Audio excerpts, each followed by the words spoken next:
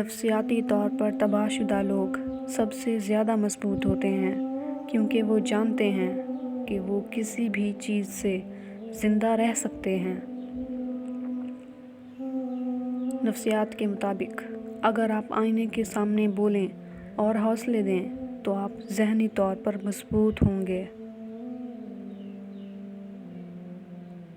آپ کا دماغ اپنا 70% وقت یادوں کو دوبارہ چلانے اور بہترین لمحات کے منظر بنانے میں صرف کرتا ہے۔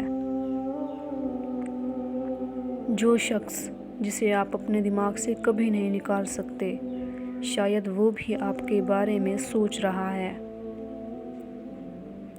جب ہر چیز آپ کو پریشان کرتی ہے، شاید اس کی نشاندہی کرتا ہے کہ آپ کسی کو یاد کرتے ہیں۔ جو لوگ دیر سے جاگتے ہیں، ان کے نفسیاتی مریض ہونے کا امکان ان لوگوں کے مقابلے میں زیادہ ہوتا ہے جو جلدی جاگتے ہیں۔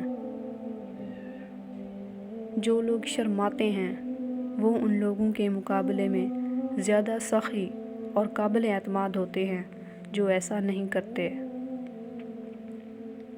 اکثر خاموش رہنے کا مطلب یہ ہے کہ آپ کو نہیں لگتا کہ دوسرا شخص آپ کے خیالات کو سننے کے لیے تیار ہے۔ اگر کوئی کہہ رہا ہے کہ آپ بدل گئے ہیں، تو غالباً آپ نے اس کی مرضی کے مطابق عمل کرنا چھوڑ دیا ہے۔